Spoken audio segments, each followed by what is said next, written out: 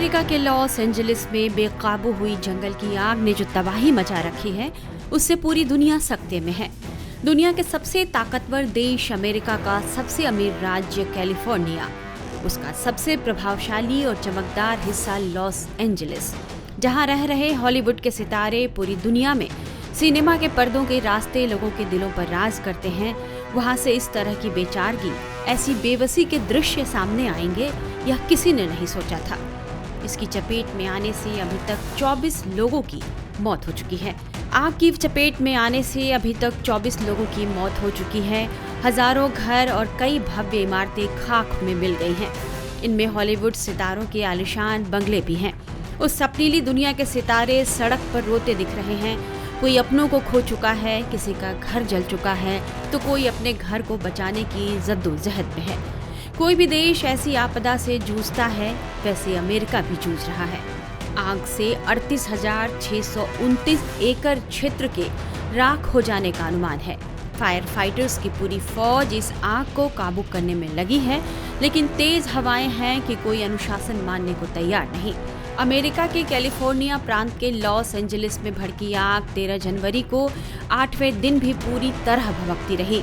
आज भी हालात ऐसे ही रहने की रिपोर्ट है। इस बीच नेशनल वेदर सर्विस ने लॉस एंजलिस और वेंचुरा काउंटीज में रेड फ्लैग चेतावनी जारी की है। वेदर सर्विस के अनुसार आज से सांता एना नाम की तेज हवाओं का नया दौर शुरू होने की संभावना है। इससे कैलिफोर्निया की आग 14 और 15 जनवरी को और भड़क सकती है। सांता एना तेज और सूखी और गर्म होती है। ये हवाएं ग्रेट बेसिन के रेगिस्तानी इलाकों से शुरू होती है और पश्चिमी तट की ओर आते हुए रफ्तार पकड़ लेती है। इस वजह से आग तेजी से फैलती है। लॉस एंजलिस में लगी आग को 16 साल की सबसे भीषण आग बताया जा रहा है। दरअसल कैलिफोर्निया का लॉस एंजलिस शहर पहाड़ों के बीच बसा है। यहाँ चीड़ के जंगल हैं। इन्हीं चीड़ के सूखे पेड़ों के जलने से आग शुरू हुई। इसे और भड़काने में 160 किलोमीटर प्रति घंटे की रफ्तार से चली सांता एना हवाएं खास तौर पर जिम्मेदार है। आमतौर पर पतझड़ के मौसम में चलने वाली ये हवाएं काफी गर्म होती हैं। ये दक्षिण कैलिफोर्निया को सबसे ज्यादा प्रभावित करती हैं। इन हवाओं की रफ्तार 80 से 100 किलोमीटर प्रति घंटा तक पहुंच सकती है। ये सूखी, गर्म और बेहद तेज होती है। ये पहाड़ों से गुजरते हुए गर्म होती है और हवा में नमी को खत्म कर देती है। यह हवा जंगलों को इतना सूखा बना देती है कि आग बुझाना मुश्किल हो जाता है। आग की लपटें इन हवाओं के साथ तेजी से फैलती हैं, घरों और खेतों को तबाह कर देती हैं। जब ये हवाएं चलती हैं तो दम घोंटू, धुआं और राख लोगों की जिंदगी को और मुश्किल बना देती है। लोग इन हवाओं को शैतानी कहते हैं, क्योंकि यह न सिर्फ आग को भड़काती है बल्कि इंसानों को चिड़चिड़ा और असहज भी कर देती है। ये हवाएं अक्टूबर से मार्च के बीच ज्यादा चलती है, जिसे रोक पाना मुश्किल है।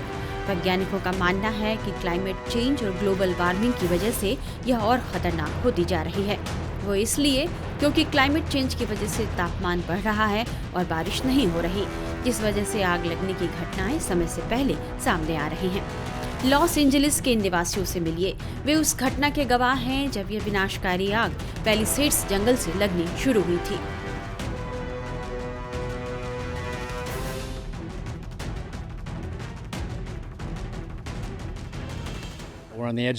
हम सांता मोनिका पर्वत के किनारे पर हैं।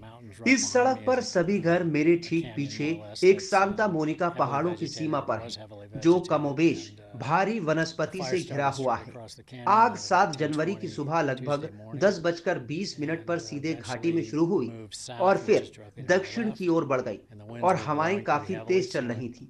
इसने अंततः पैलिसेड्स गांव तक अंगारे उड़ा दिए और अब सब परिणाम देख रहे हैं। हमें पहले लगा कि ये किसी पैदल यात्री या बेघर व्यक्ति की आतिशबाजी हो सकती है।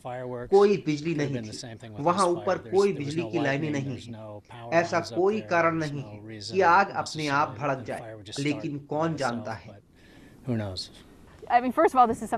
मेरा मतलब है, ये कुछ ऐसा है जिसकी हमने कभी उम्मीद नहीं की थी, क्योंकि हम जहाँ हैं वो पैलिसेड्स का सबसे सुरक्षित भाग था। क्या आप जानते हैं, ये कोई बाढ़ क्षेत्र नहीं है या अग्नि क्षेत्र भी नहीं था। क्या आप जानते हैं, स्टेट फार्म ने हमारा बीमा दोबारा बढ़ा दिया था क्योंकि हम एक सुरक्षित क्षेत्र में थे, इसलिए हमें इसकी बिल्कुल भी उम्मीद नहीं थी। मुझे लगता है कि हम सब अभी अपने घर को खोने की तुलना में समुदाय के नुकसान के बारे में अधिक दुखी हैं। जैसे कि मेरे बेटे ने पहले कहा था, अगर ये सिर्फ हमारा घर होता तो ठीक था, हम ठीक हो जाएंगे, हम फिर से अपने घर को बना लेंगे, कम्युनिटी में वापस आ जाएंगे। लेकिन अब हमें कुछ कम्युनिटी के पुनः निर्माण को देखना होगा। तो ये वास्तव में इस सब का सबसे कठिन हिस्सा है। So that's really the hardest part.